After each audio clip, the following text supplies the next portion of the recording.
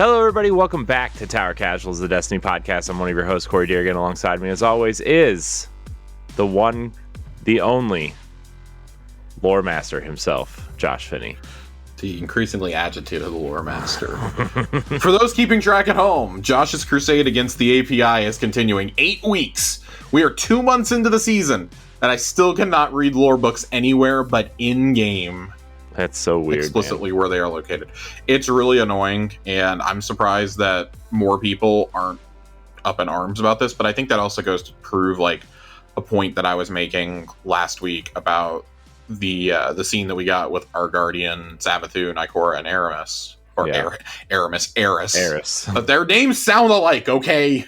I mean, they can both use stasis.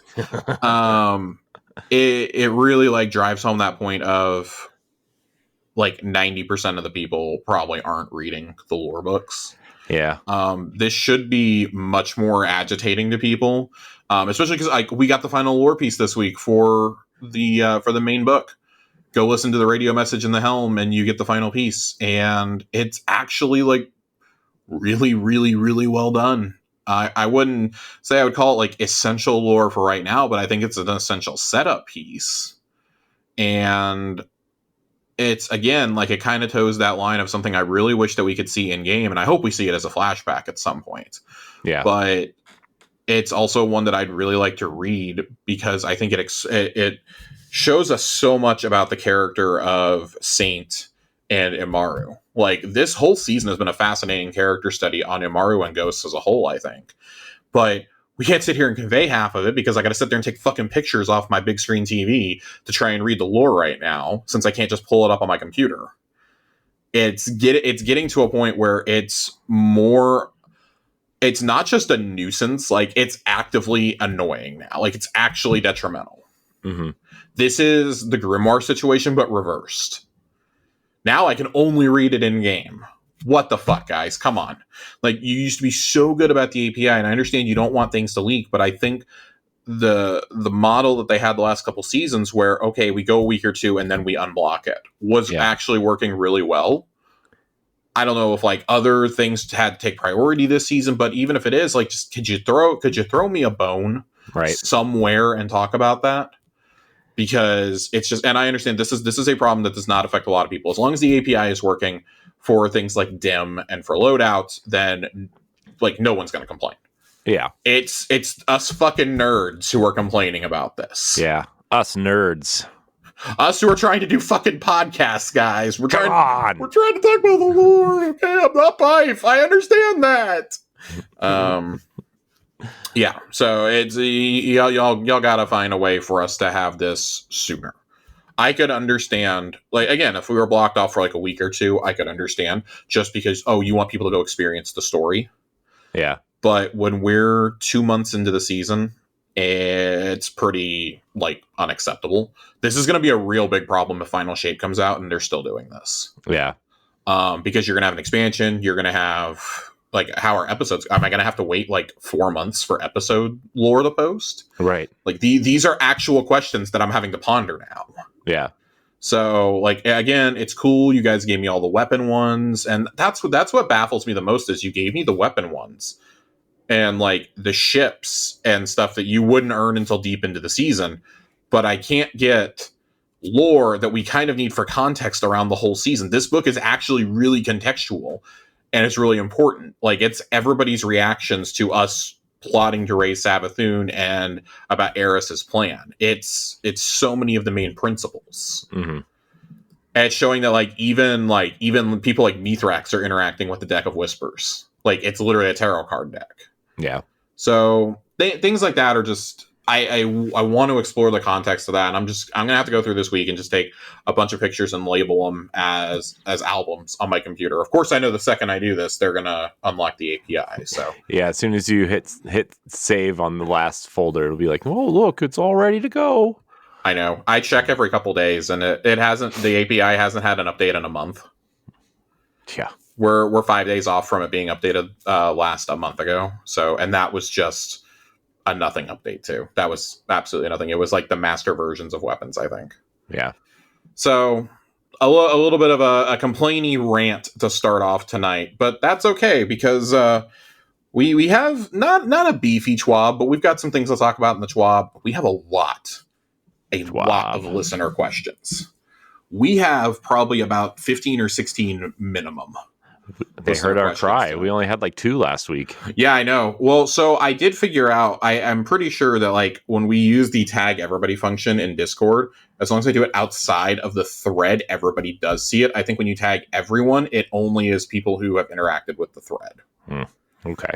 It's very weird, but like instantly it was just like flooded. So like we not only got them all in that thread, we got a bunch in the actual podcast channel too. Yeah. So kind of a lot of setup for where we're going with the last third of this season and in the next season and the future.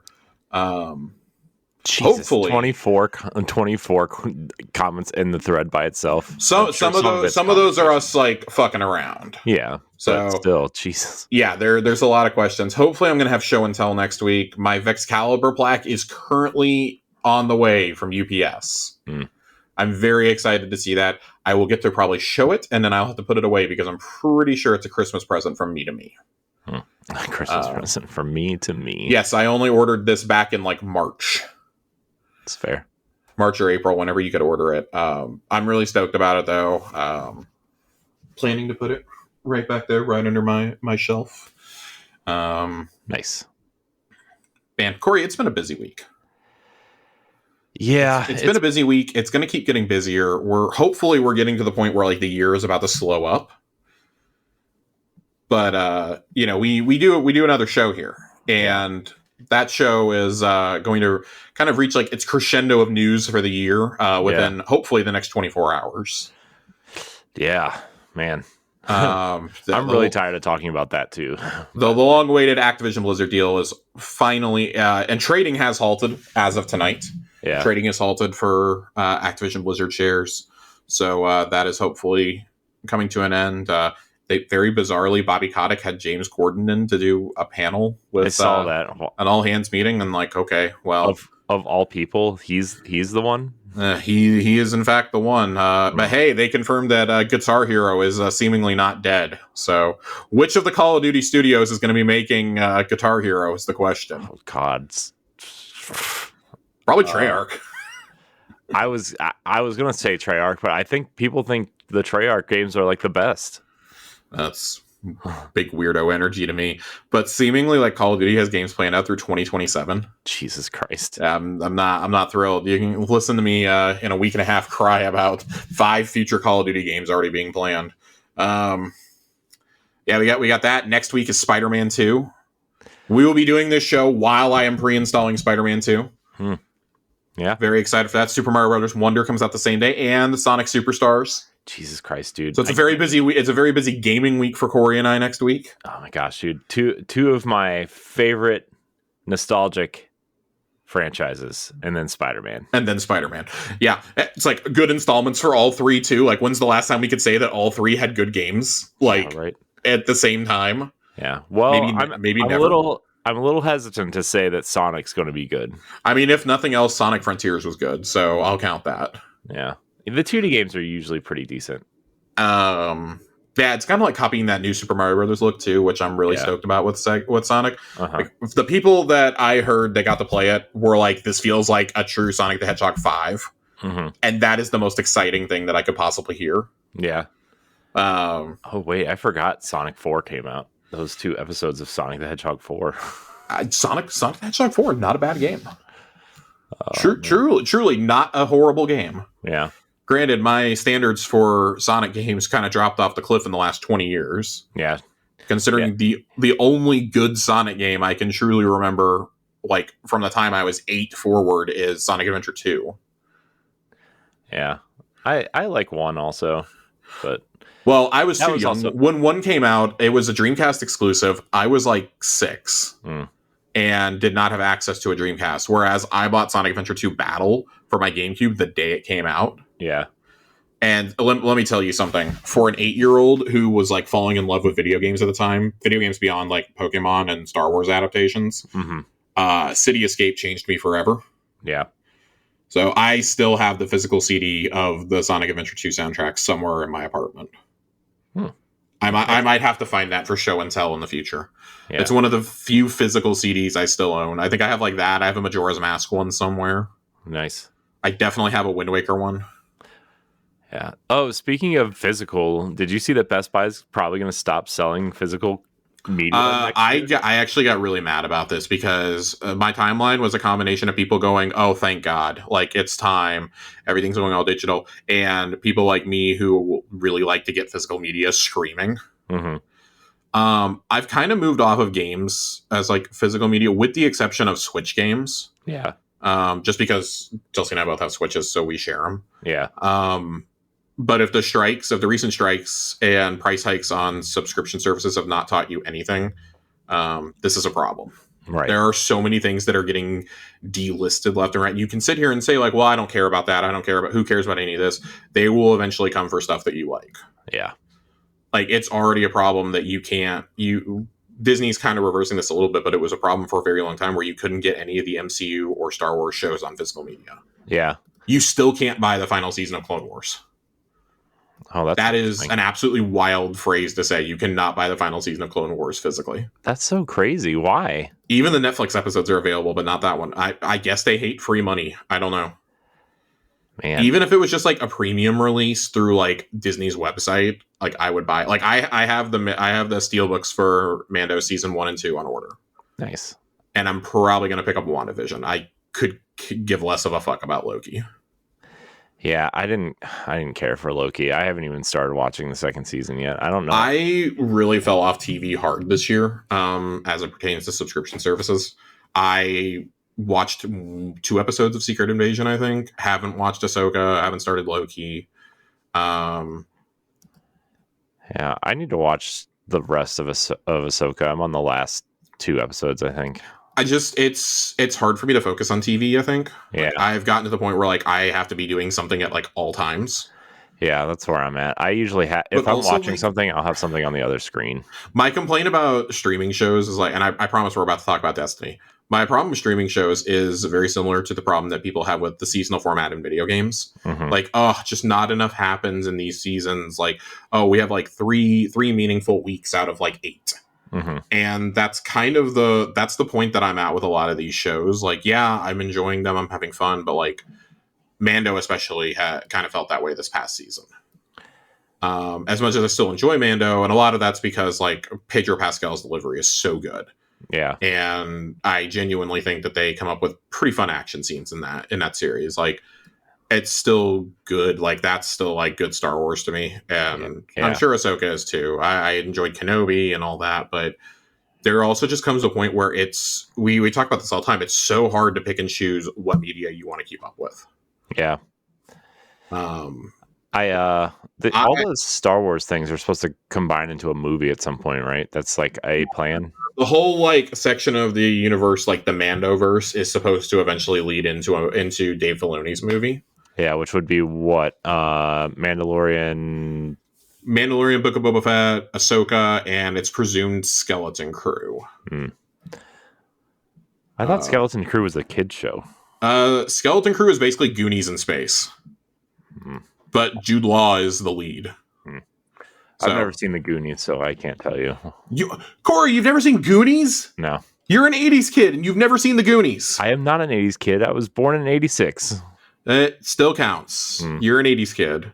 I don't want to be. How have you never seen the Goonies, Corey? I don't know. I'm so disappointed right now. Of course, were you the one who admitted to me that you've never seen Back to the Future? Yeah. Guys, we may have an opening for a co-host and producer on this show. I'm just saying, man. This is breaking my heart. Back to the Future is like one of my 10 favorite movies ever made. You could name. I bet if whatever you started naming, I would if you started naming media like TV shows and movies and stuff from then, there's definitely way more that I haven't watched than I have watched. I mean, that's fair. I personally, I don't care for a lot of like 80s movies. They got to be like late 80s. It's got to be like Die Hard. Oh yeah, Die Hard's awesome. Like, I love 80s action movies. Like Die Hard and Blade Runner are great. Yeah. But like Princess Bride, not big on it. I've never seen that either, so I watched it once because a girl that I really liked in high school was obsessed with it. Oh. And I have never seen more than about 5 minutes of that movie. Hmm. I attempted multiple times to watch that movie. I could not tell you anything that happens in it. Not a single. I know Andre the Giant is in it. That's what I know about that movie. Yeah. So that's where we are. That's my review of The Princess Bride. Andre the Giant was in it, and I don't remember anything outside of like 2 scenes. One of them because it got memed to death. So, anyways, with what I'm sure is destroying some of the older folks who listen to this show. Yeah, sorry everybody. Yeah, so sorry if I ruined any 80s children's childhoods tonight by telling you that I just could not give a flying fuck about The Princess Bride. The fact that I just said I haven't seen like hardly any 80s movies. The fact that Corey hasn't seen Back to the Future is probably worse. Yeah, I haven't seen Alien. Haven't seen. God, Corey, just stop talking. What other 80s movies? Have you seen Predator? Nope.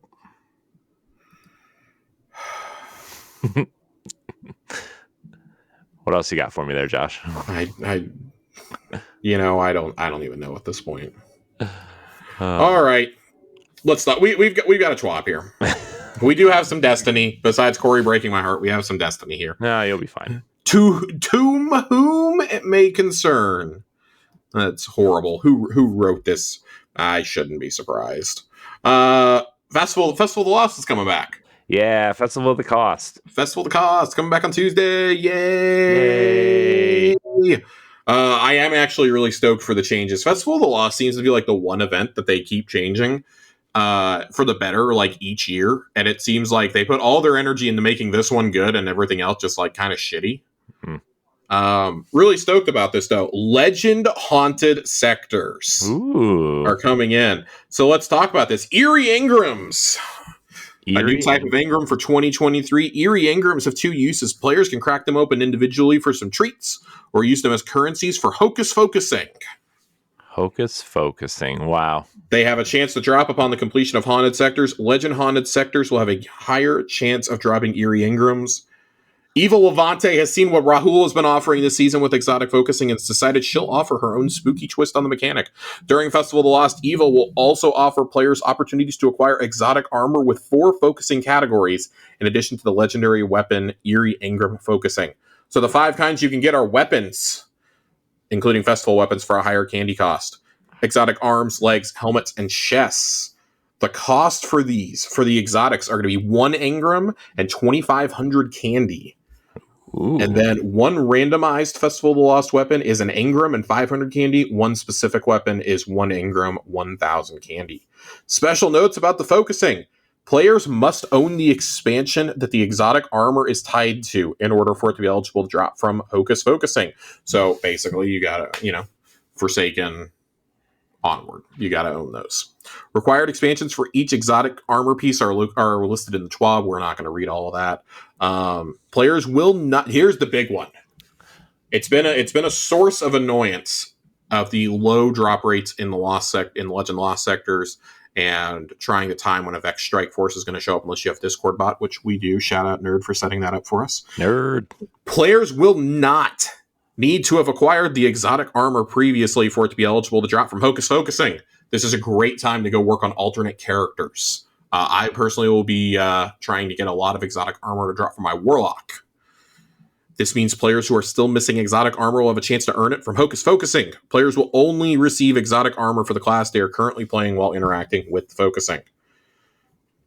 The weapons can drop. Horror Story, which is the primary auto rifle. Jurassic Green pulse rifle. The Macabre sniper rifle. And brand new this year, the Heavy A Cosmic grenade launcher. Worth noting, Braytech Werewolf not on the menu this year. Right.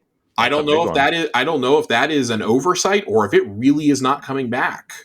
That would be surprising. That would be the first of the special holiday weapons to not make a return. At some point, though, I guess you got to phase things out if you want people to be able to have a good chance at getting the new weapon. Like, Yeah. 4 is probably okay for a 3-week event, I would think. Yeah. But I think at that point, also, you should just like add that permanently to the loot pool to be able to be crafted. Yeah, that's fair. I think it fills a nice niche. A lot of people really like that. Still, it still fucks up in the Crucible. So, and then there's just enormous lists. Every single exotic you can get, along with the expansions you need. It is worth noting that I'm looking through this very quickly. I think you can get up through. It looks like you can get up through Witch Queen. I do not think you can get Lightfall's exotics out of this. Yeah, it does not appear. It does not appear you can get the Lightfall exotics. You can get everything up through Witch Queen, though. That makes sense, I think. Which is a little weird. The biggest thing that they're adding here, though, and I'm a huge fan of this. I was talking with this about this with Joasis and Johnny earlier in a chat. Mementos are being added to Festival of the Lost. Ooh. I really love this. It is a black leather styled memento. I am a huge fan of this. That tells you what Josh is into, everybody. Yeah, black leather. I love black leather. That's right. You heard it here first. Just like usual, this memento is a random drop that will come in the form of an eerie Ingram. It won't begin immediately, but we're sure you'll triumph over any challenges that may be between you and looking snazzy as heck, or at least snazzy as your loadout. This kind of highlights a problem that I still have with mementos. First off, this is the first new memento we've gotten in over a year, which is absurd. I really was excited when they talked about mementos leading into the Witch Queen, and then we haven't gotten them for like 18 months. We got a Nightfall one, and we got Nightfall, we got Gambit, and we got Trials. Those are the 3 that we got. And they haven't done any since. I think that these holiday events are a perfect opportunity to put one in. I also am a pretty firm believer that Master Dungeons and Master Raids should have one tied to them.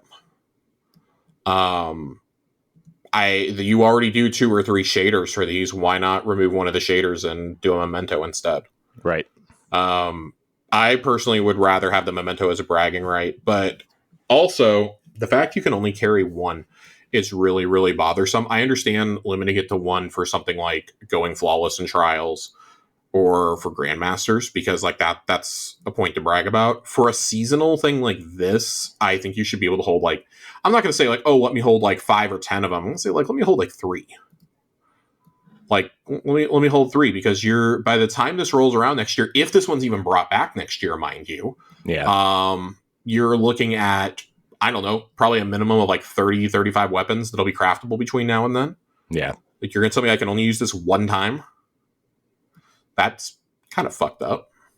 So I imagine a lot of us will be slapping these on any weapon that we can over the course of the festival, on a lot of our most used ones. Still, cool idea. Sounds like kind of poor implementation. I just think that's got to be addressed at some point. If you're going to start doing this, cool, just let us stack like 3 of the holiday event ones at a time. Yeah. That would be the line I would draw there. Like anything that's like a repeatable activity year round, there's no reason why we should have to stack more than 1. But with these, yeah, it kind of feels like it should be. Yeah. And there's inevitably going to be people who are like, oh, why couldn't we just get this as a shader instead, as a permanent unlock? Like, because that's all anybody would ever use. A beautiful PvP Strike Team update. Ooh. There's not a lot here. It's more the stuff that is the stuff that's coming is a little bit more exciting to me. We have an update on Checkmate, on matchmaking, spawning, and then some stuff for next season. So Checkmate, adaptive hand cannons will 3 tap at any resilience. Rapid fire pulses will 3 burst at 6 resilience. High impact pulses will 2 burst at 4 resilience with all critical hits. And then reduced heavy ammo spawn frequency. We already know about a lot of this, though. Checkmate is going to keep being in Crucible Labs for the remainder of the season, with Control and Survival coming back for round 2 later on. That's good, because I did not enjoy the version of Checkmate that I played this week. Or last week, I guess I should say. I played it last week. I think it was Checkmate's. It might have been Survival. I don't know if it was Survival or Supremacy. It was not fun. I did not have a good time with it. I'll put it that way. But I think Checkmate Control would be a lot of fun. Yeah, that sounds fun. I'm really hoping to get in there and play some of it. Just, God, please don't overlap with Spider-Man 2. And then matchmaking with the mid-season patch, we're compressing the skill band for matchmaking in Control. Think of it as reducing the number of divisions in the skill band. The result is there are more players in each remaining division and therefore more players to match up with. Quicker times while matchmaking and continuing to recognize differences in skill level. So, cool. Spawning. We got a bunch of spawn updates. I feel like we knew about this also. We're looking specifically to address issues on Altar of Flame and Cauldron. We don't expect to fix every issue, but if we succeed in resolving some of the more frustrating cases, we can apply those lessons to other cases and maps. Cool. Just, again, they're doing exactly what they told us they were going to do. They're telling us before they go implementing things. Yeah.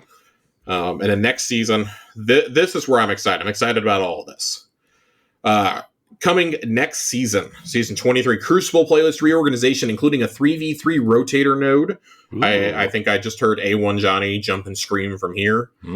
Competitive Crucible changes, including competitive weapon focusing, rank adjustment updates, and 3v3 countdown rush. Really interested to see how that one plays out and what the new weapon will be for comp. Because if you're going to do weapon focusing, you're going to have to introduce another weapon or two. Yeah. Probably the biggest one for most of us, Trials flawed card rewards for win streaks less than 7. That'll be interesting. Yeah, so I mean, kind of going back to the way they used to do things, where like you got a guaranteed reward at like 3 and 5 wins. Yeah. It feels like we're probably going to go back to that, but like you can like lose your way to it also at the same time. Like, well, as long as you win 3 wins on your current card. Yeah. And then more checkmate nodes, including Dominion and 3v3 Clash, otherwise known as Skirmish. So it really seems checkmate's going to be the big modifier, I think, for like the next, I don't know, 6 to 9 months. Yeah. So we get some of these Iron Banner modes rotating in. Yeah. It really feels like that's going to be the big one that they iterate. And it's because we requested it for so long. People have been asking for that since the dawn of Destiny, I think. For a mode that focuses strictly on gameplay and not as much on abilities. Like you still have the abilities, but good luck. And then here we go. The last big thing of the week. In loving-ish memory of the Craftening. RIP. R.I.P. Oh boy. You Guardians were massive troopers while our team worked hard to get everything back into working order, and we're stoked to see the creativity many of you had when experimenting with this new world of possibilities. And who knows, maybe that week will inspire some fun shenanigans in the future. For the immediate future, however, we wanted to commemorate this wacky time in pure Bungie fashion with an emblem. Everyone who played between September 15th and September 21st will receive the emblem when it's ready to go in Season 23, and they have a sneak peek of it. I think this is a pretty cool-looking emblem. It's perfectly goofy. Yeah, in typical Bungie fashion. Is that a question mark? Know. Because of you never knew what you were going to get when you were trying to craft it. Right, but that's funny that they implemented a question mark into this. Yeah, I think it's great. You zoom in on it, you can see some of the funny ones. Like there's an AR body with a shotgun head, and I think there's another one where it's it's an auto rifle with a glaive. Yeah, on there. Give it to me. Give that to me. I will take that.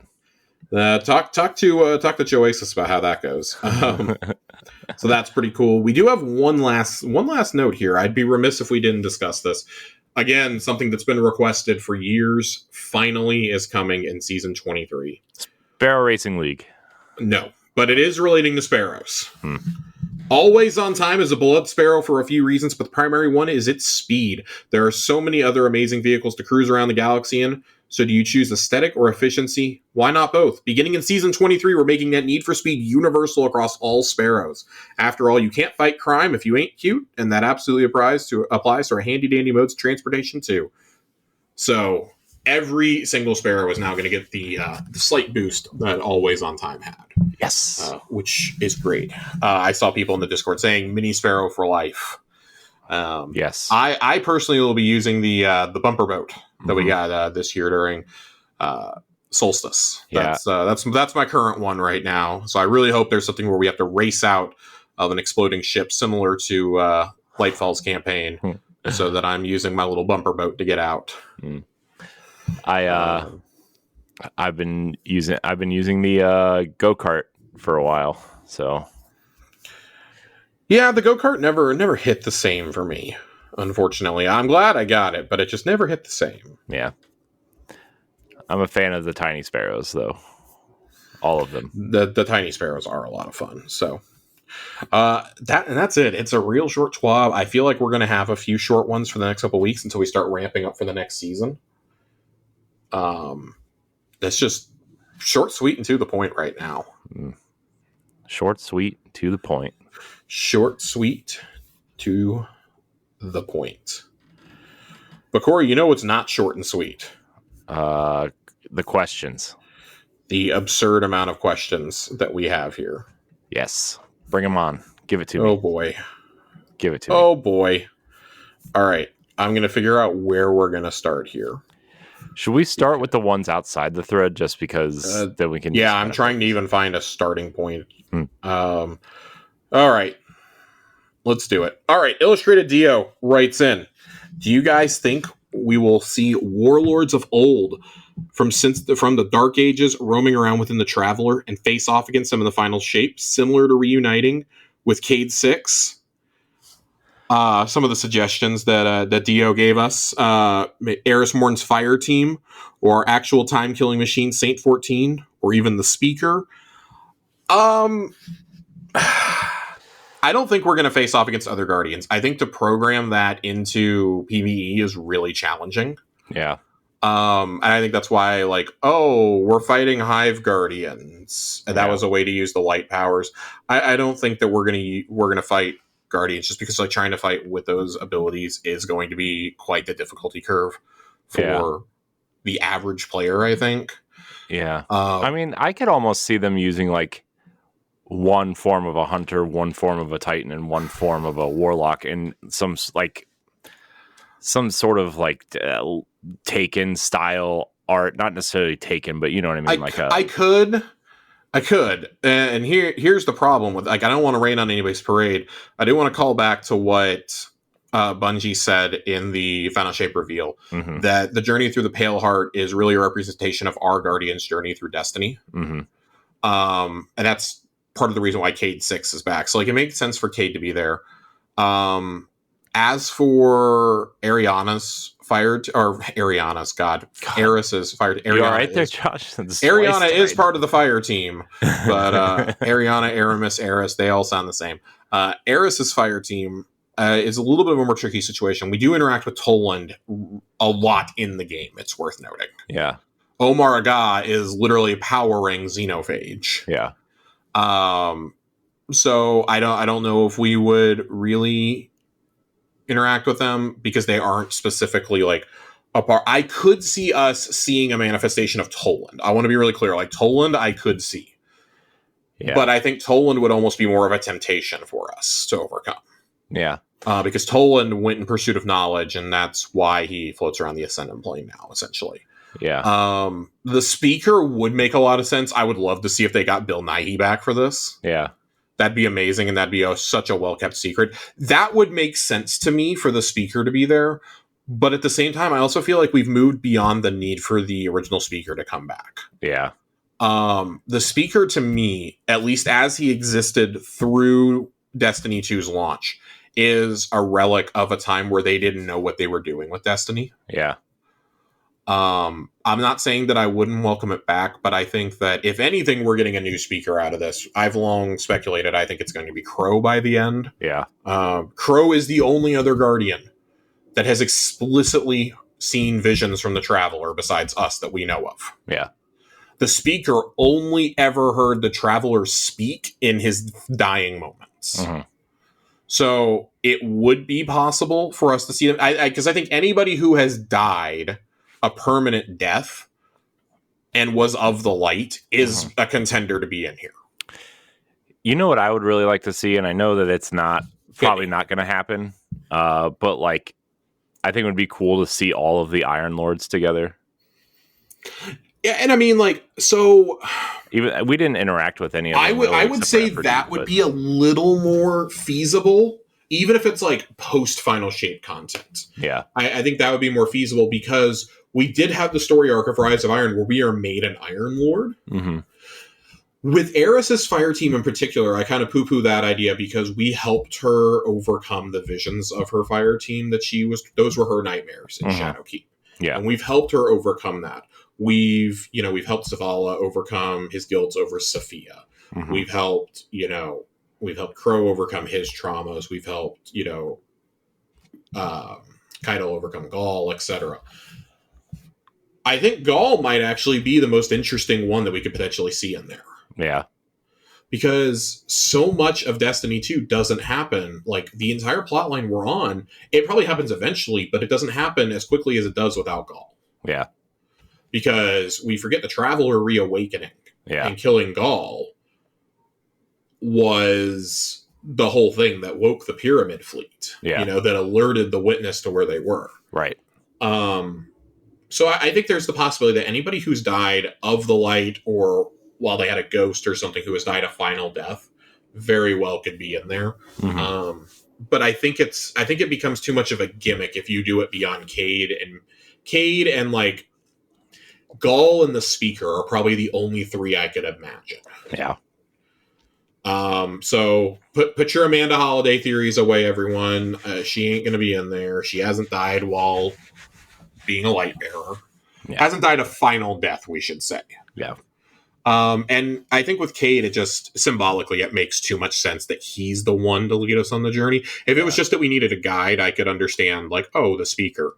Yeah. But Cade really was like the guardian who guided us for so much of the early years of Destiny. The breakout character was Nathan Fillion, like, so that's kind of my thing. I don't want to poo-poo too much on this idea, but I think that as long as it's used sparingly, it could be really cool. Yeah. I think seeing like vestiges, maybe we can't interact with them, but like we see things play out from the past, because this is going to be a full-blown destination. We're going to keep going in there for a while. Yeah. It's possible that over time the Traveler gives us new visions, and I think that could be pretty cool. Like we know that the first episode is going to be about the Vex. Like, what if, the Vex are trying to, time shenanigans again, and it gives us visions of the past, of the warlords, of maybe we see Shax's past finally. Yeah. Like things like that, I think could be really cool if we use the Pale Heart as a jumping off point for some of those hand-drawn cutscenes. Yeah, for sure. That could be pretty cool. But beyond that, like I think we need to see what the destination looks like first, and like how back is Cade really is the next question. Mm-hmm. So and of course, the answers to that can vary wildly. Given what happened to Lance, maybe they changed the entire plan regarding Cade. Who knows? Yeah. Cade's Ace in the Hole asks, what do you think is the most ridiculous Catalyst grind? I'm currently trying to get as many completed as possible with no light level increase the past few seasons. Joe, I want to talk some shit. You are talking some shit to me. I'm going to sling some shit back at you. Bet you he says Necrochasm. I'm actually not going to say Necrochasm. They have already made changes to Necrochasm. I'm actually completely okay with it. You're being forced to do the raid an ungodly amount of times, I think. But at the same time, if you were guaranteeing like 4 oversouls every week, I think that kind of cheapens it. Yeah. So for example, we were doing it last week, and Johnny actually got the jackpot one. Ooh. Where he got the whole weapon and the catalyst completed. Whoa. Yeah.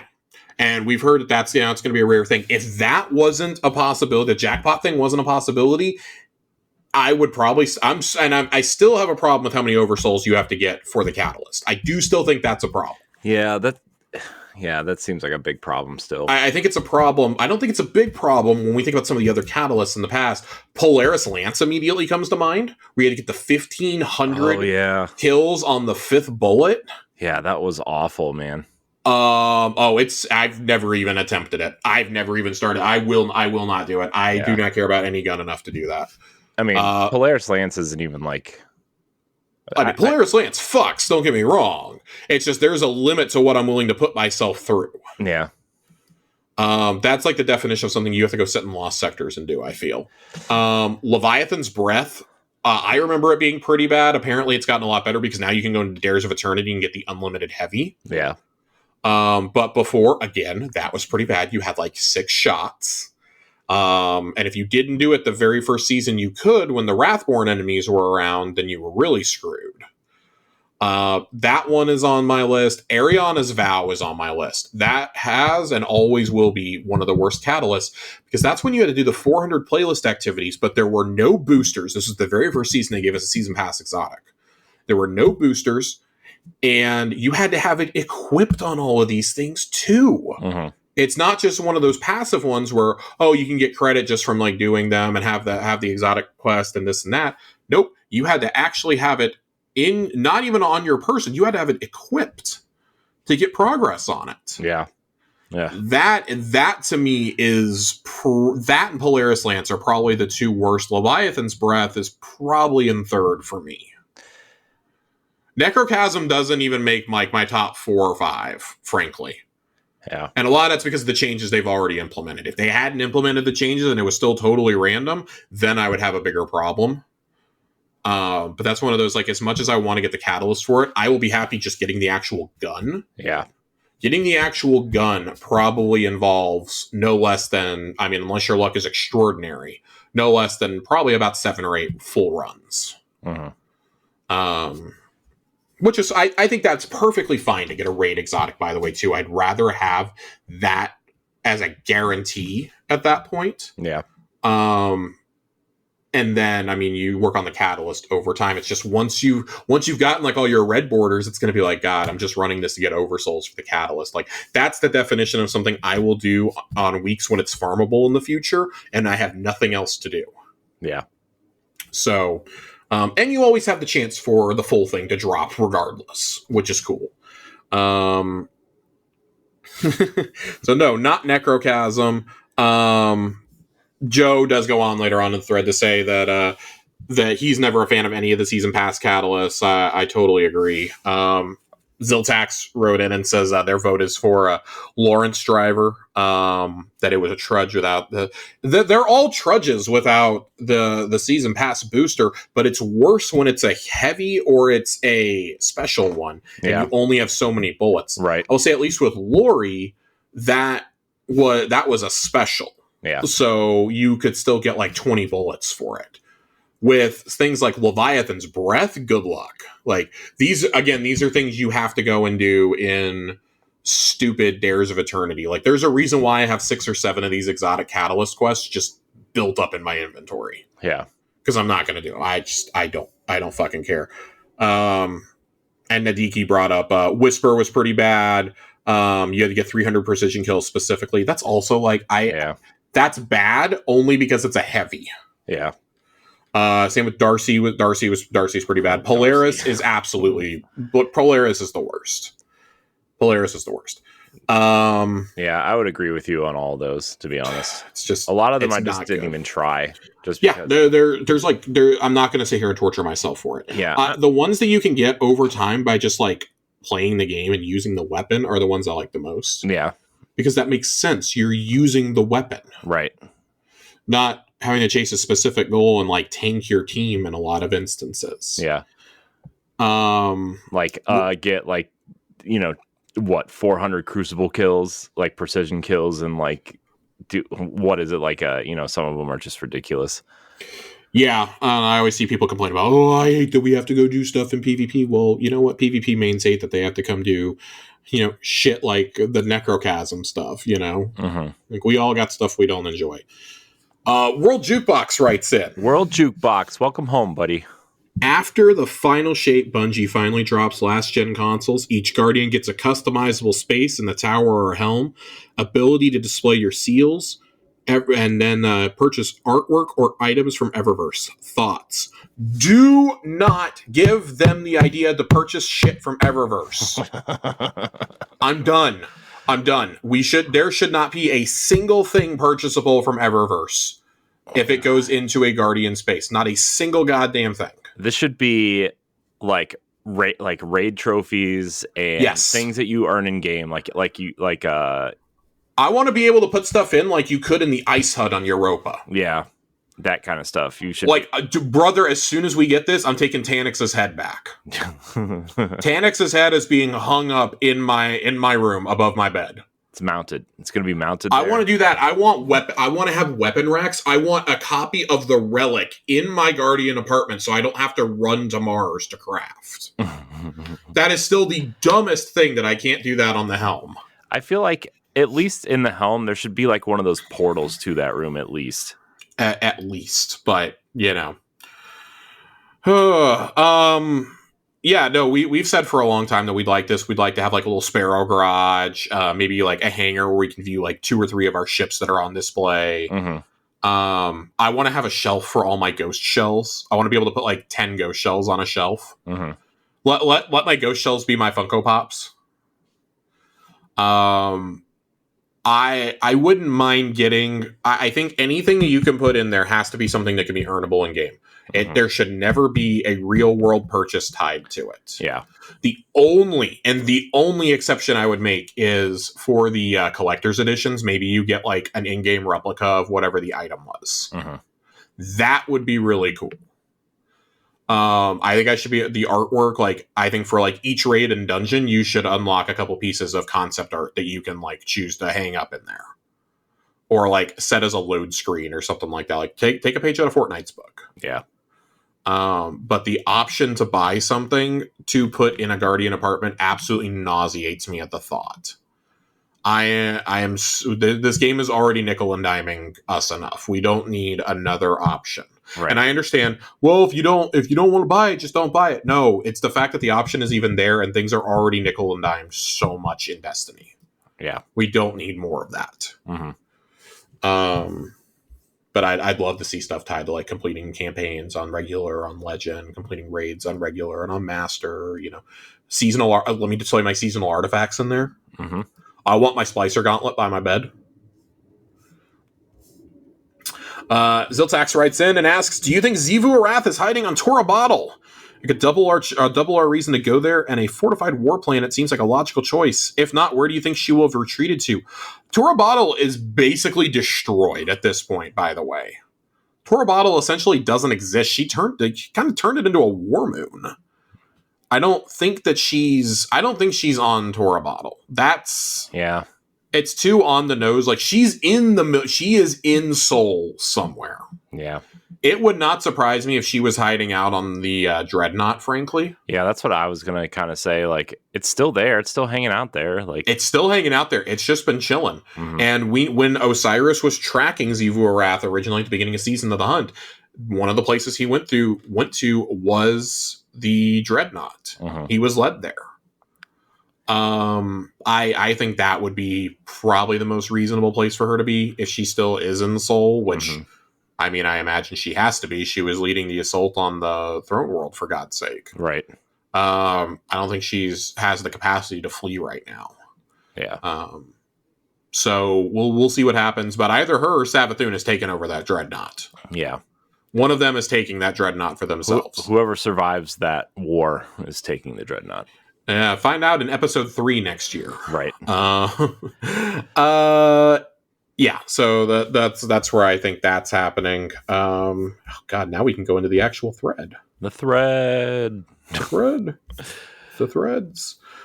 Sam, Lord of Bananas, writes in, with Spider-Man 2 in plain sight, who is your favorite Spider-Man villain? Oh God. Favorite Spider? I can tell you who my son's is. Who's your son's? My son's favorite is Rhino. That's a choice. Yeah. I mean, he's watching that Spidey and His Amazing Friends cartoon on Disney Plus. That's fair. Also, that's fair. He's 2.5. So I've got a couple. I've got a couple here.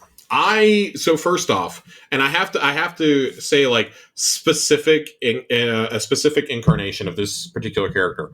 I loved the Hobgoblin growing up because I watched the 90s Spider-Man cartoon religiously. Mm-hmm. And he was so much cooler than the Green Goblin was. Yeah.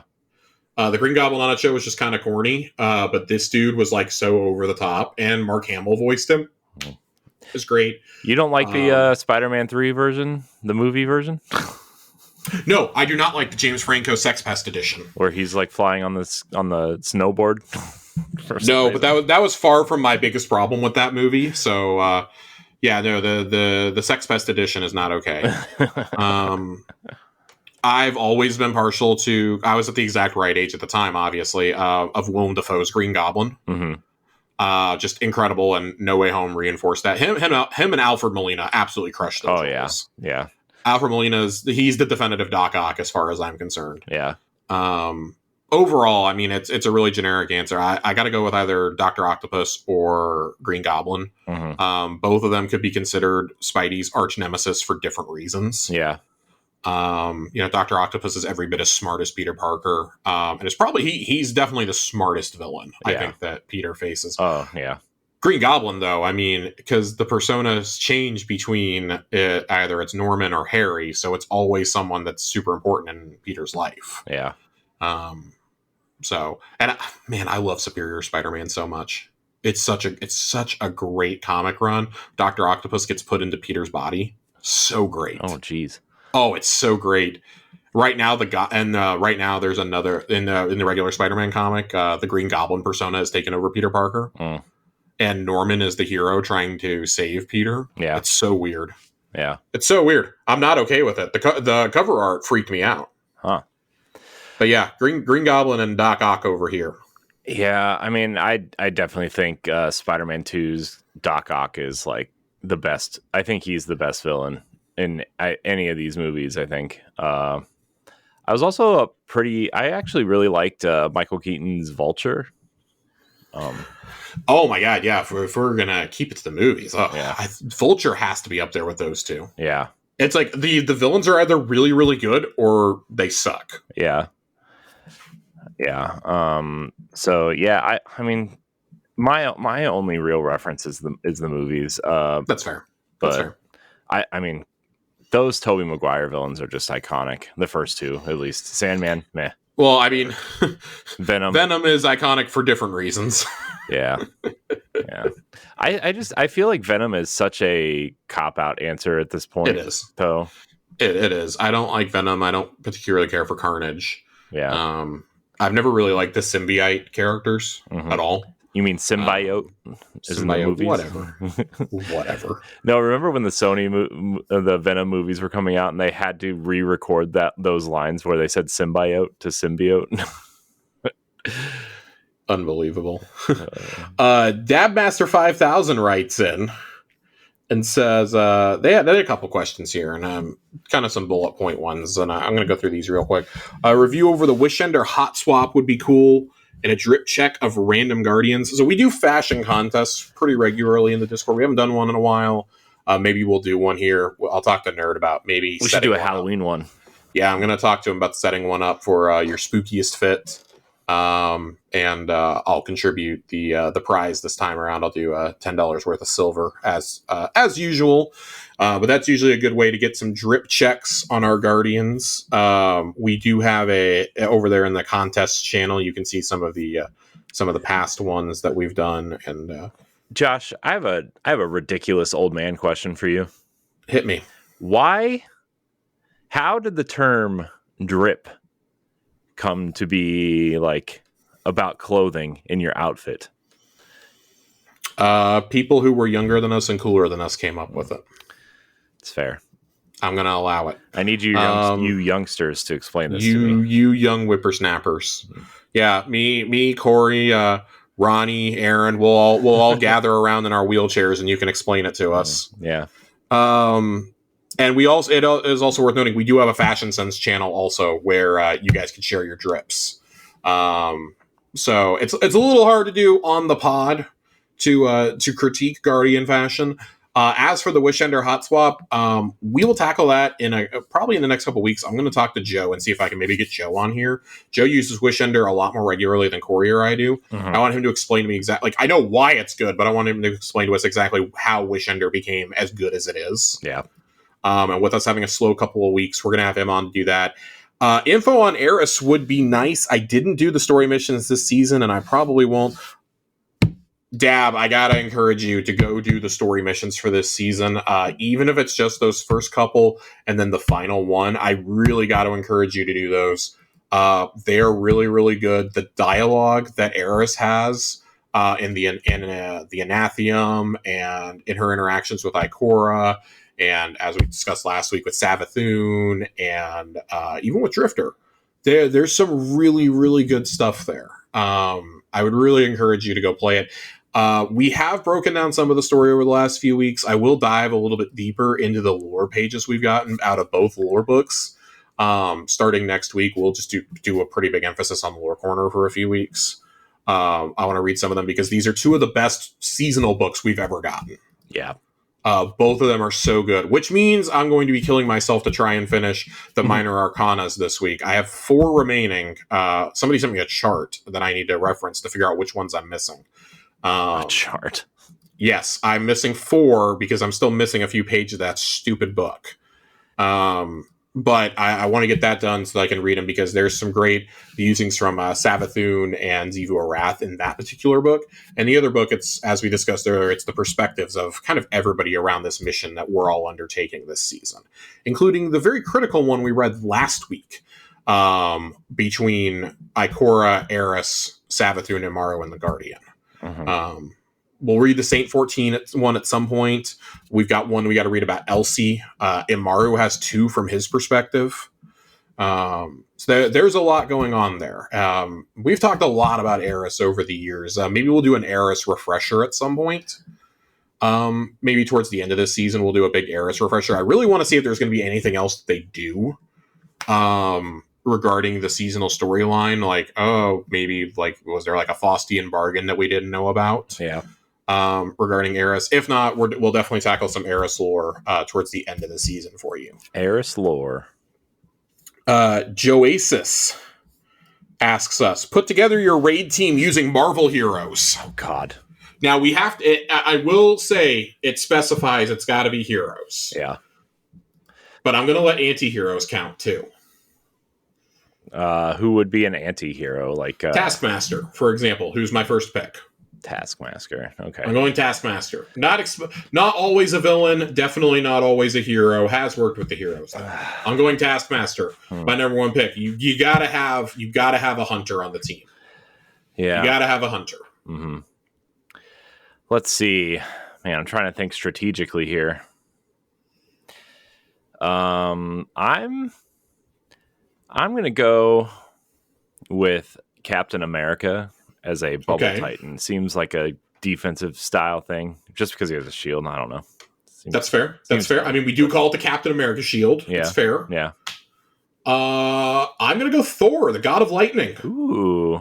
I mean, you can't pass up Thor. He's got the Thunder Crash on lock. He's got the AoE attacks. I feel like he's like the perfect raid leader to rally around. Mm-hmm. Yeah. I'm gonna go Wolverine. Wolverine, okay. You got the healing factor there. You do. You have the. You have the close quarters combat. Yeah, he's like a bruiser, close up. Yeah. Kinda. Okay. So I'm gonna go there. I'm gonna go with another close. I was gonna go with another close quarters fighter. But I feel like I got to go with something long range here. I'm gonna go Clint Barton. Ooh. Give me Hawkeye. Man, he was on my list. I need a sniper. I was gonna pick him next. Dang. I need a sniper. I need someone who I know will be a Night Stalker hunter. He can get those reses. He's gonna be wearing the either the Omnioculus or he's gonna be wearing the oh my god, I'm completely blanking on it. The other chess piece that we love so fucking much. Oh my god, I'm completely blanking now. I feel really bad. It'll come to me eventually. But yeah, that's who I'm going with. Well, since you took Hawkeye, I'm going to take Kate Bishop. Okay, that's fine. Haley Steinfeld would distract my team. Well, yeah. Jeremy Renner got his legs crushed. He's the real Avenger. He's the strongest Avenger. Is that too morbid? Maybe. It's fine though. Gear Falcons. Gear Falcons is the chess piece I was thinking of. For number 4, All right, I'm feeling like I got to get in. I got to get some warlocks in here. I'm going Doctor Strange. Damn it, he was my next pick. I'm going Doctor Strange here. Stephen Strange. I need Stephen Strange. Yeah. I need him. He can play any of the classes. He's an expert. I really feel like he's going to be good for popping that well, though. You know that he's going to be tanking on the DPS. He's going to bring the divinity along. We're good. Yeah. Man, that's a good one. I feel like I need some warlocks. I feel like I need some magic in there. Damn it, Josh. You took that pick. Damn it. I'm going to go with Scarlet Witch, I think. Okay. That's a choice. It is. I need some magic in there. It's true. You do need some magic. Can you control that magic is the question. Doesn't matter. Dude, I've played with some warlocks that can't control themselves, so. That's true. It's true. Also, some warlocks who just like to jump in front of other people. Yeah. Well, I think we're going to continue the warlock train. I need another warlock here. Okay. And it's going to be an anti-hero. Ooh. Okay, because I'm kind of iffy on the magic users. And if I'm going to bring in a magic user, I might need somebody with slightly questionable morals, but who knows more about the magical plane than the rest of us. I'm doing it. Do it. I'm bringing him in off the bench. Do it. He's Marvel's greatest villain, but he's only a villain because he wants the world to praise him, basically. I'm kidding. He's done a lot of horrible shit, but he's done a lot of good shit at the same time. Dr. Victor Von Doom is being called in off the bench. Dr. Doom. Victor Von Doom is being called in. Him and Stephen Strange together, unstoppable team. As we saw in Secret Wars, the ultimate undoing of Dr. Doom is the fact that Stephen Strange betrays him. Sheriff Strange betrays him. There we go. I'm up to 5, Corey. You are up to 5. I'm trying to think here, Josh. Trying to think. I think I'm going to who would make a cool. I think I'm going to go Storm. Okay. You got some good AoE attacks in there. Yeah. Get some elemental damage going. Yeah. Probably get some elemental buffs. Probably. Yes. So, okay. Yeah. Oh man, final one. This is hard. Yeah, this is hard. I feel like I need another. I feel like I've got 2 of each except for Titans. I need another Titan. You do need another Titan. I need another Titan. Who to pick? Well, I mean, so I'm between a couple of characters right now, trying to decide. Let's see. I'm trying to figure out my last one. And hope you don't pick my last one. I mean, I have a feeling I'm going to because it's. You know what? I'm actually going to choose something that I don't think anybody is expecting. I'm going to go with the Sentry. I know who you're. Wait. I'm going with Sentry. The hero, the Sentry. I'm going with him. I want my equivalent of somebody who is as powerful as Superman on this team. He can come in with those fists of havoc. He can swing the big hammer. He can fly. I need Sentry. I feel like he fits good on this team. He's mobile. He's a mobile Titan. He's got the floating pants on. We're good. Yeah. We're good. And I would love to see a flying Titan with a cape using Blade Fury and Banner of War. That'd be phenomenal. Yeah. I feel like I know who you're choosing for your last one. I don't know if you do. Hit me. Who would you think my last one would be, Josh? Well, I mean, the Hulk is still on the board. Yeah, but I've already got 2 Titans. Iron Man is still on the board. I know. Yeah. Spider-Man is on the board. Yeah. Let's see. You know what? I think I'm gonna go with Iron Man. I need someone who has some decent, up close and aggressive. I need some ranged things. So Iron Man seems like a good one. Who wins the power struggle between him and Captain America, though? You've got quite the subplot on your team. I do. You've got them. You've got Wanda hanging out. I got some distractions. I got Wolverine who doesn't care. Bub. Yeah. Anyways, yeah. Alrighty. Oh, I should have picked a Punisher. Nah, oh well.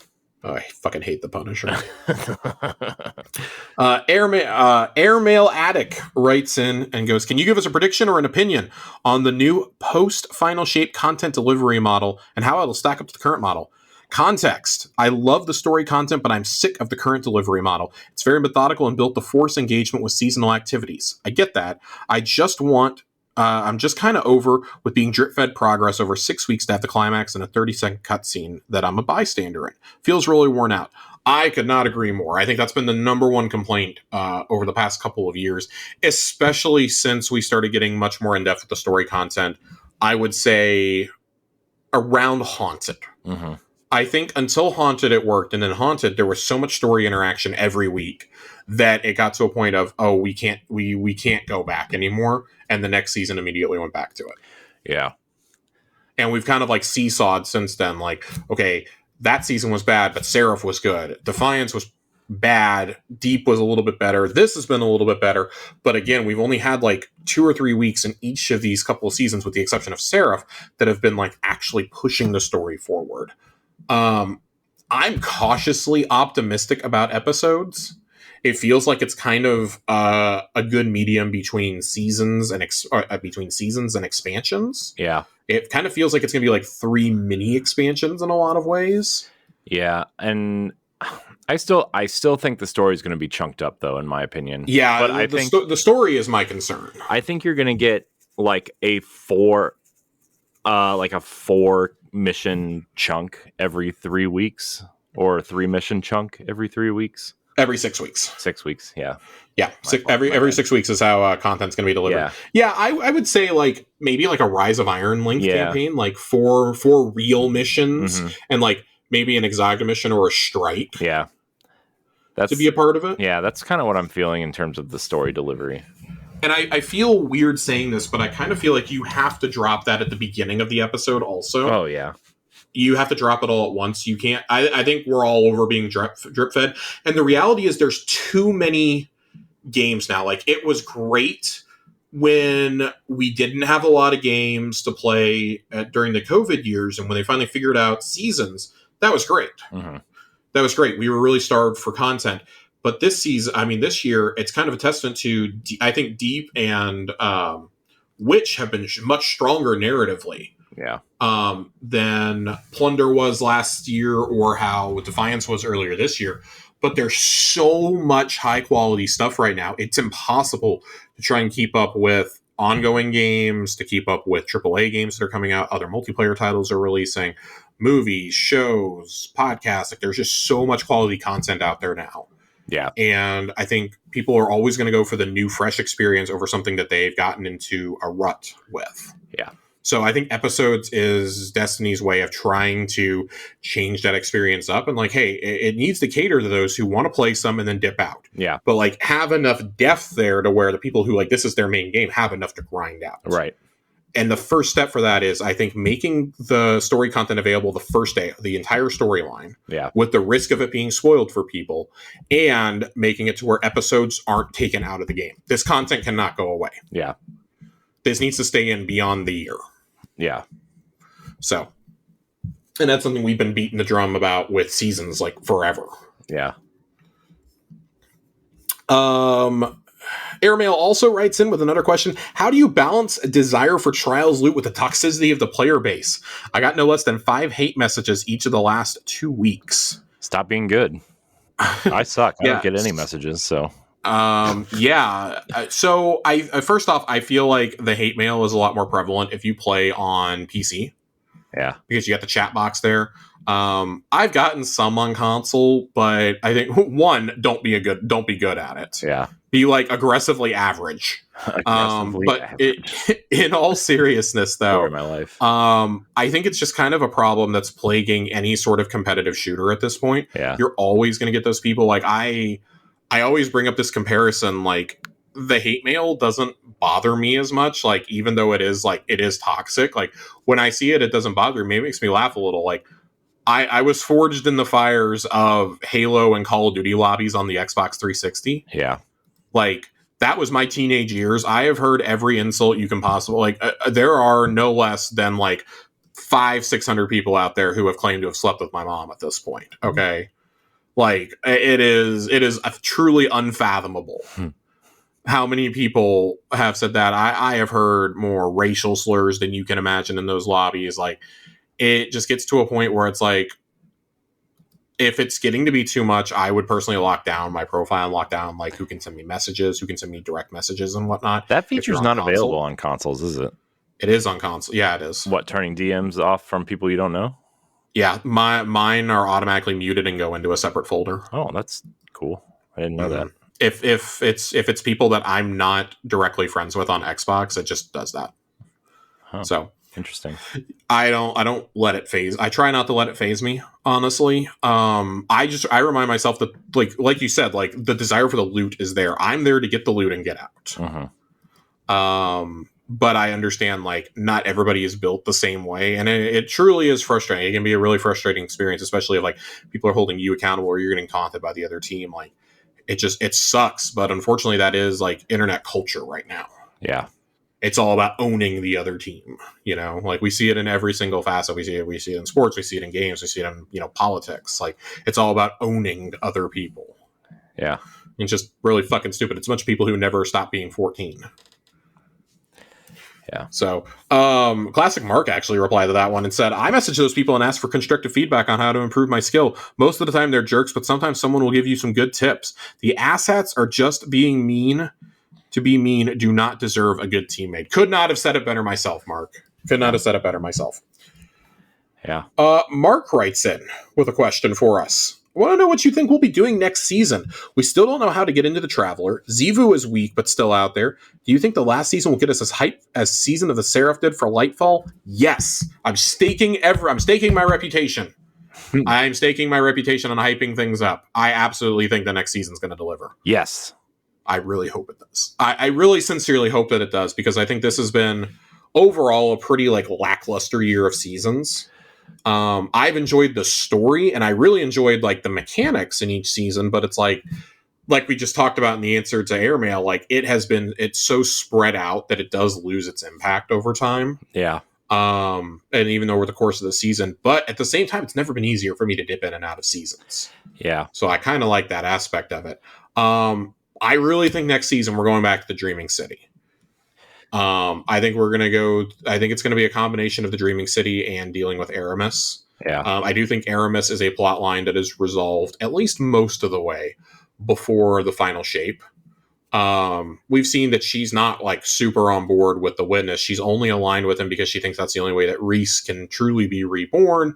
She doesn't understand like that he's trying to end everything. Right. I don't know if this ends with Aramis coming to the House of Light or what, but either way, I do feel that going forward post Final Shape, with the exception of the content that's already in the game, I don't think we'll be fighting Elixni anymore. I think it's why there's been such a huge focus on the Scorn. Yeah. And I would say we're going to break the curse of the Dreaming City. The final major Arcana card is called the Wish. Yeah. The Ahamkara egg is still out there. So I really do think, I really hope it's not that simple for us to get to the Traveler. Oh, we wish to be able to go through the portal. Like, that's really fucking stupid. If it happens like that, I'm like, my eyes might actually just permanently be rolled into the back of my head. Mm-hmm.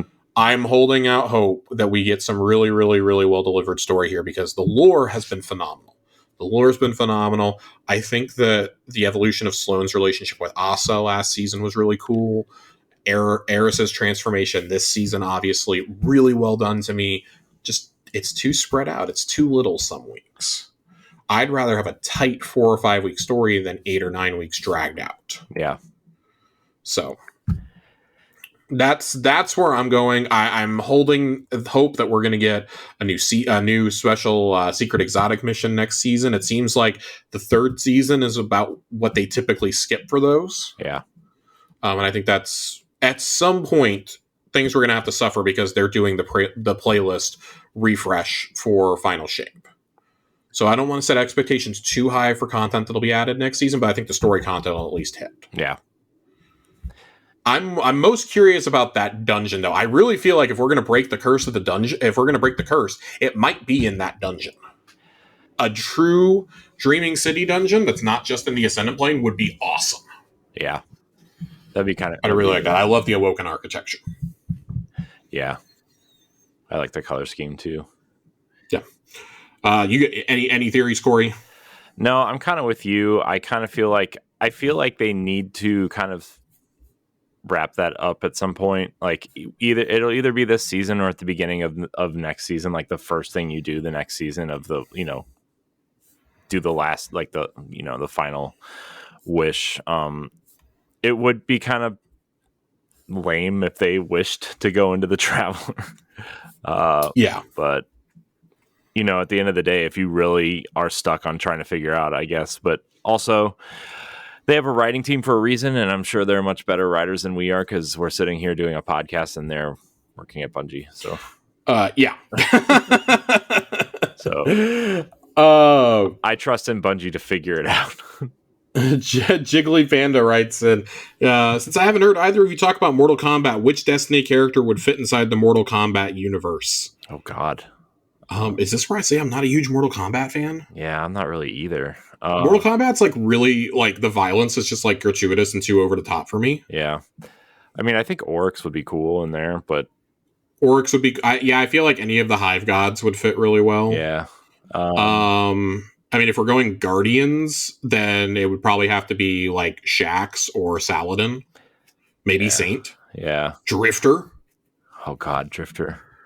Drifter, I feel, would be pretty brutal also. Yeah. But it's got to be like Dark Age Drifter, I think. Yeah. Not Germain. Yeah. I actually think Saint 14 would be pretty cool, too. I mean, after the lore page this week where he keeps bringing Savathun back and killing her repeatedly, I feel like he'd be a contender for that universe. Yeah. Remember, side tangent, remember when you could buy Saint 14 and Shax's armor in Assassin's Creed? Oh, God. That was cool, I unfortunately do remember that. Remember when you get the Gallarhorn sword in it? Yeah. God. Sword. Give me a break. And Jiggly Panda also asks, what were your thoughts on Ahsoka? Corey, you're the only one of us who's watched this. Yeah, so I never watched any of like the animated Star Wars stuff. Okay. So I might have a different perspective on this than people who are like big Clone Wars and Rebels fans. I really like it.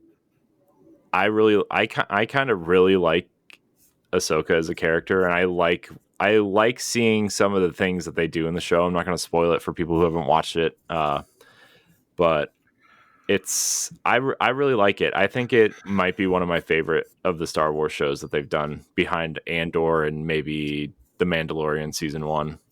Like, I really like it. I know people have a problem with it because of like obviously Clone Wars and Rebels were like really big for people, and Ashley Eckstein not being back either. Yeah. But I think Rosario Dawson does a really good job with the character. I understand what's going on without watching 17 seasons of an animated show. I know people were like, you have to watch them. I'm like, no, I know what's going on. Yeah, I'm going to offer a fairly, I don't know if it's controversial, but I don't care about Ahsoka at all, about the character. That's fair. I mean, I feel like I've explained my philosophy on this. I don't remember if it's on this show or another one, where when I was growing up, the Clone Wars were one thing. We had this entire multimedia project around Clone Wars. We had like 3 video games. We had like, no joke, like 20 novels, including one that was all about Mace Windu and his past. Yeah, well, you got to make up for that crappy movie. Really awesome. And well, the movie, here's the kicker: the movie wasn't out. No, I'm saying Attack of the Clones. I'm not saying the Clone Wars movie. But we had the awesome 2-season 2D animated show from Samurai Jack's creator, from Genndy Tartakovsky. That was awesome. Like, and then all that was just wiped because Anakin Skywalker apparently had an apprentice this whole time. Yeah. Which, to the kid who grew up watching Attack of the Clones, had 3 years of nothing but Clone Wars content, and then Revenge of the Sith. It does not fit with the Revenge of the Sith movie that Anakin had an apprentice that he does not question about once. Yeah. In the whole movie. Yeah. Does not question it once. Yeah. George, you went back and kept editing other things. You edited Hayden into Return of the Jedi, and you couldn't like give us some throwaway lines about Ahsoka Tano. Right. It's irresponsible. I'm basically not watching it out of principle because Ahsoka is a wildly annoying character to me in the Clone Wars. The exception I make is I think the Battle of Mandalore is really awesome, and her and Rex fighting their way out of the Star Destroyer at the very end is really, really, really cool. Like that is like peak Star Wars. Like Darth Maul should have been dead like 20 different times, and he's still somehow alive, and it's really annoying with his like robot spider feet. Yes. Fun fact, I met Sam Witwer once and I tried to ask him about Star Wars, and apparently it was like literally the weekend before they were announcing that he was coming back as Darth Maul for Rebels. Oh god. And he got so offended that I asked him about Star Wars. Like he straight up only wanted to talk about this indie movie that he had been in. Yeah. Which was like a complete flop because I had never heard of it and I've never been able to find the movie since. Yeah. He was like super offended with 21-year-old Josh asking questions about Star Wars. I was trying to talk to him about The Force Unleashed, and he got really offended over it. So, man, the first Force Unleashed movie or game, love that game. I love the first one. That was where my problems with Force powers started to arise. So I don't know if I can abide with that take. But the point is, I don't like Ahsoka as a character, so I have not watched the show. I'm putting it off as long as possible. But I also didn't like Cassian Andor as a character, and the show kicked ass. Yeah, so that show was I will watch Ahsoka at some point because my boy Grand Admiral Thrawn is in it. Yeah, that beautiful blue bastard is in this show. Yeah.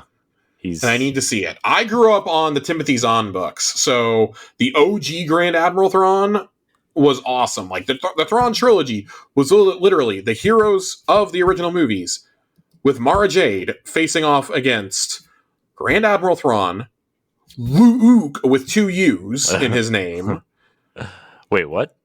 Yeah, so there was an evil clone of Luke Skywalker that was cloned by this insane Jedi that lived through the Clone Wars, Jorah Sabath.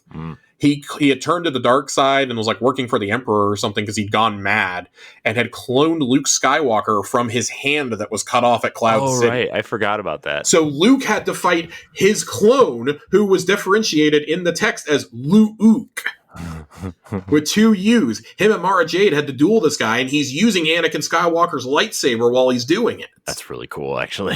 That was really fucking cool. Jorah Sabath is like calling down Force lightning, and they found a Star Destroyer that was filled with clone troopers from the Clone Wars, and at the time we didn't know that they were, all Jango Fett clones, and so they're like, oh my god, it's a whole army from the Clone Wars. We have to stop Thrawn. He's trying to resurrect the clones. Yeah. Well, this is why half this stuff that doesn't exist in canon anymore. But in the 90s, that shit was awesome. Yeah. I was shopping in the adult section at 8. I don't want to spoil the show, but they do address that in the show. If Luke shows up in the movie, I'm going to be so happy. I am like one of 5 people on planet Earth who want to see this. Talon Karad was in these books. Oh my god. So many of the great EU characters that we ever had were introduced in that series. And it bothers me that we now have Grand Admiral Thrawn on screen with the Rebels characters. No Luke Skywalker, no Leia, no his bodyguards are not there. Yeah. Grand Admiral Peelkin is not here. Yeah. Like, where are these people? Mara Jade where's Mara Jade? You're doing Thrawn without Mara Jade. Yeah. I think there is a standing character for Mara Jade in this show, though, to be honest with you. If it's fucking Sabine, get out. It's not. Get out. It's not. Get out! No, it's not. I'm not going to say who it is, but it's not. That's apparently some of the rumors going around, at least. I'm so frustrated with so much of this show. Just from, like, what I know of. Anyways, I will watch it eventually, and I will give a verdict. It probably won't be until, like, Christmas, but I will watch it eventually. Yeah, honestly, I'm very upset. If you can't tell, I'm very upset that this is how Grand Admiral Thrawn is being introduced to the masses. I feel like with everything you've just said, I don't think you're going to like the show. I'm not going to. I definitely feel like this show is made for people who only want to watch the movies, and they are like, well, this is kind of like a movie on Disney Plus, so I'll watch it. Oh no, that's kind of what I feel like, and I think that's why I like it.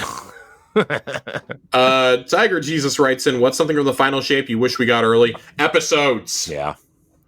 Episodes. I'm tired of seasons. Give me the episodes, baby. I wonder if they had planned maybe to do that make the change, but they thought maybe the final shape would be a good point to kick that off, to try to draw new players in, or to like, because that's literally the end, and this would be like a new fresh start almost. Yeah, they really got to get rid of these old consoles. I know. Titan writes in, if you could bring over one exotic armor or exotic weapon from D1 to D2, what would it be, and how would you rework it for the D2 sandbox? I'm not bringing anything else over. Twilight Garrison. That's my choice. Get the fuck out. I'm only saying that to piss people off. Genuinely, I would not bring anything else over. I've been done with the old stuff for like 2 years, to be honest with you. Like, yeah. I want new stuff, right? And that's kind of what we talk about in games in general, is that like now granted, a lot of the remakes are great and some of the remasters probably needed it, but like there's just stuff out there that like, why are you remaking this? Right. Like it was a good choice to bring Necrochasm in as the exotic here instead of No Land Beyond, for example. Yeah. Like sometimes not adhering to what was in Destiny 1 is a good idea. Mm-hmm. We've kind of sucked the well dry at this point for like stuff I want to see in here. I don't want to see Icebreaker. I mean, I can say that I want to see something, but I know I would never use it, for example. Yeah. There's just I also like, I'm going to be honest, I haven't played D1 in years. Like I truly don't remember a lot of the stuff that hasn't been brought. My exotic, I want my exotic cloaks. I want my exotic class items. Yeah. There's your answer. Yeah. Exotic class items. Yeah. That's all I want. Even though they add no benefit whatsoever, I want exotic class items.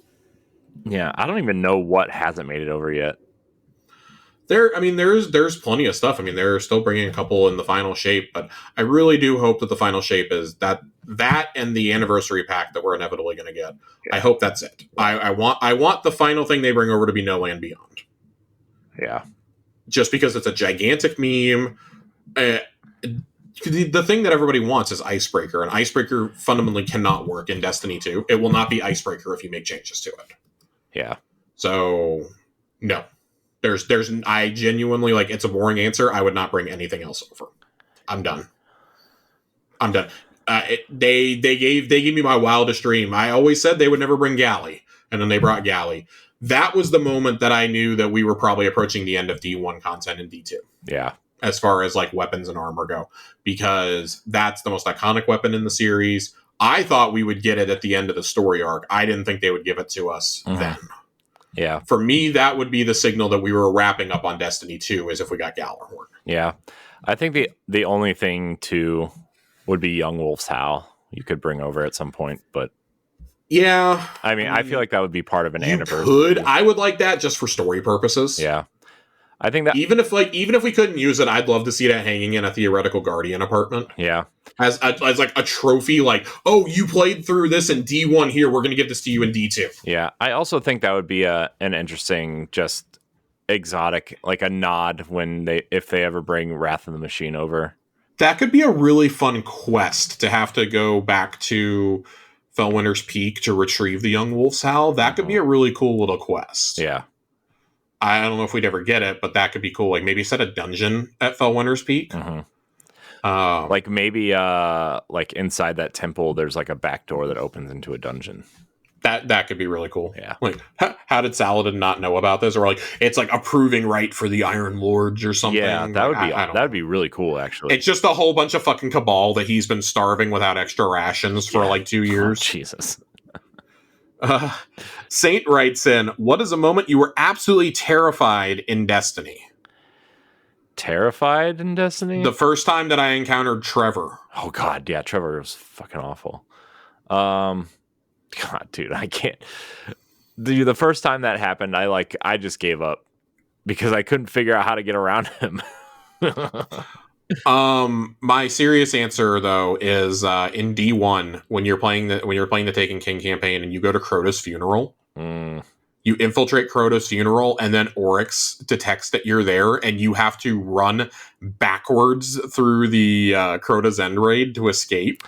Oh yeah, dude, that was I agree. I actually agree with that. That's cool. And Shadowkeep has a similar mission where when you steal the cryptoglyph and it just says on the screen "run." Mm-hmm. Any mission like that is always like, oh shit. Yeah. Those are cool moments for me. Yeah. Maybe seeing Oryx at full size for the first time. Yeah, that moment though is still like a top moment for me though. Like when you enter that chamber and like after you defeat the sisters, right, and you run up to the glow. You go up to Toland. Yeah, you go up to Toland and then you just see Oryx climb up. I'm like, holy shit, run away! Oh, that's a good time. And then what is the let's fucking go moment? Oh man. Also, the when you have to fight Oryx. Man, I guess. Man, I don't know, man. I thought the Savathun fight in the Witch Queen was pretty cool. Like when we get there and you see her, and then she like kind of splits into three at one point, and you gotta, I think beating the shit out of Rolk is like, for me, that's like probably the like ultimate let's fucking go moment. Yeah. That was cool. When it's ticket, you got the 10 seconds to final stand him. Yeah. That for me, that's the one. That's because he's like, he hasn't even used a fraction of his power. Mm-hmm. And then as he's about to die, he realizes, oh shit, these guys actually can kill me. I have to wipe them right now. And it's his hubris that defeated him ultimately. That's my let's fucking go moment. Because like the first time you get there, you're like, oh my god, why is the screen's getting dark? Oh my god, he's gonna wipe us. Yeah. Like, no, you have 10 seconds to deal all that damage. Right. That moment was super cool. I wish Nezarec would have been that, because I think that would have been really cool, because you've been hearing about Nezarec for such a long time. But like that, I feel like Root of Nightmares is like an extremely easy raid. It is. It's probably the easiest raid in the game. Yeah, to the point where like when you get to Nezarec, it's just like, oh, another boss. Let's fight it and get the chest and get out of here. The other one that I will offer up is I feel like the first truly hype moment in the Destiny series is when you get the flavor text while fighting Atheon. Guardians make their own fate. Yeah. That is a let's fucking go moment. Yeah. If there ever was one. Yeah. I love that moment. And God, I had one more I was going to offer up. Skolas. No.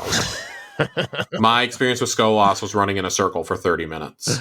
Having my partners take pot shots at him while I was I didn't even have a dodge. It was in Destiny 1 while I was sprinting away.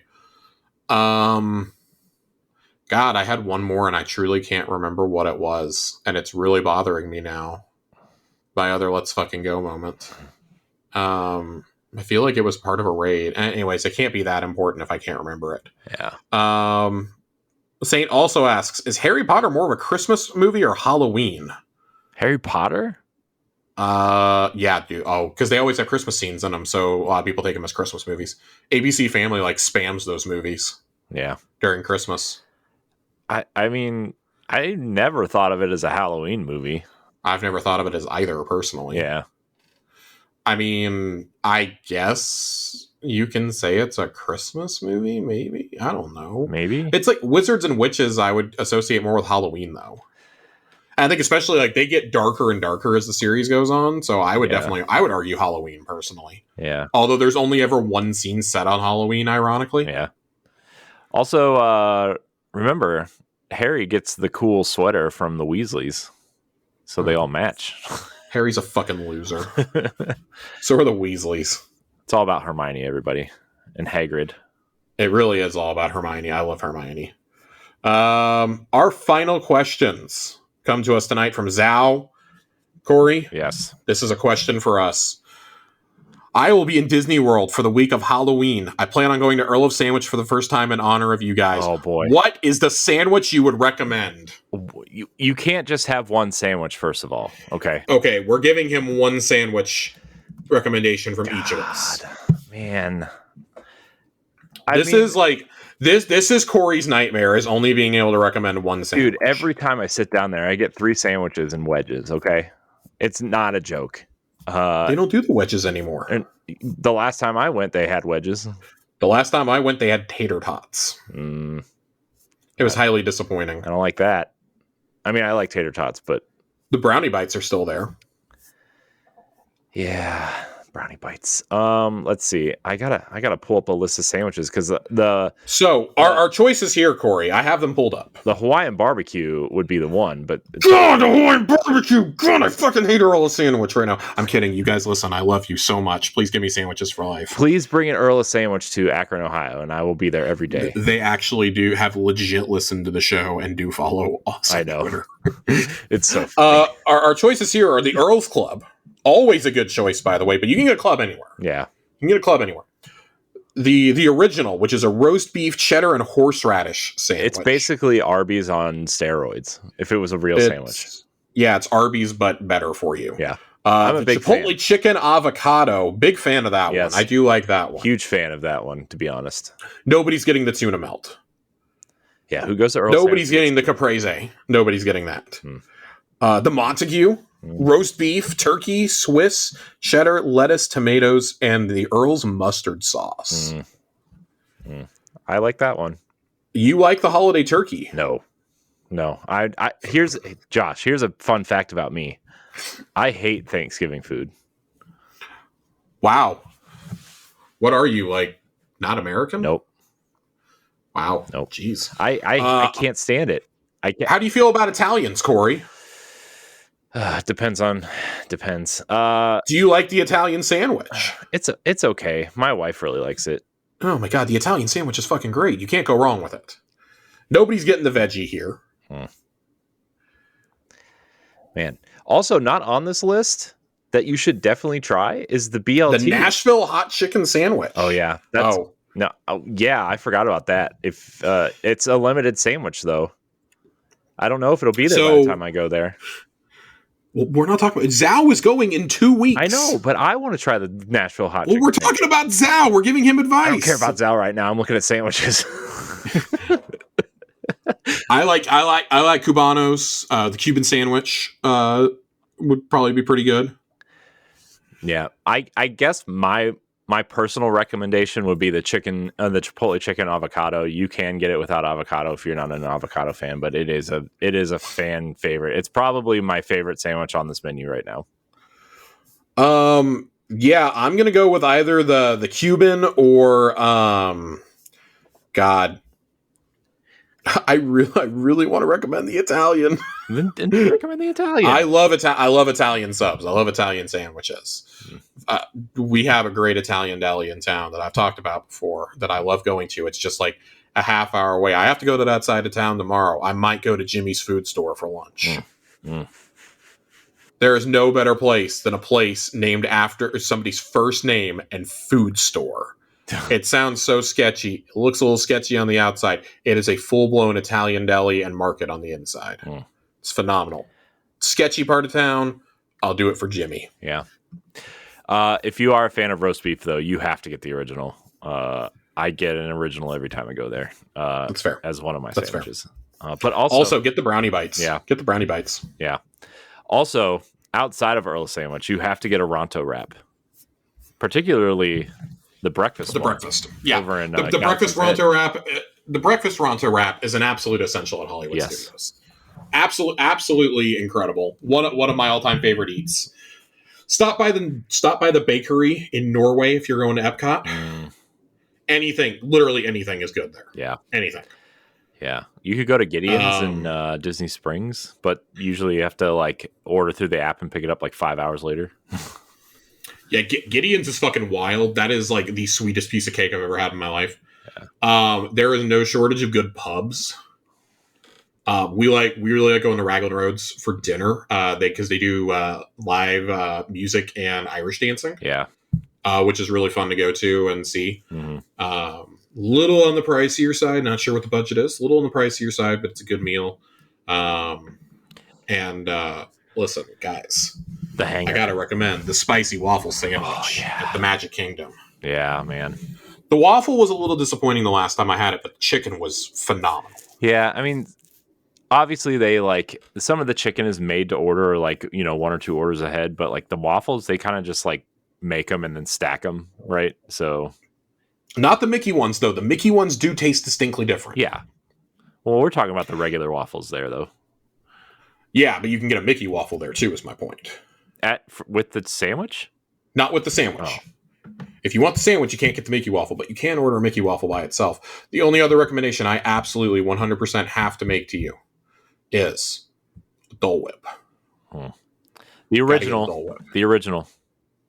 They have so many different options now. You can get a Dole Whip with rum. Yeah, I know. They have the also blue milk. Oh yeah, blue milk. Yeah, the blue milk, not the green milk.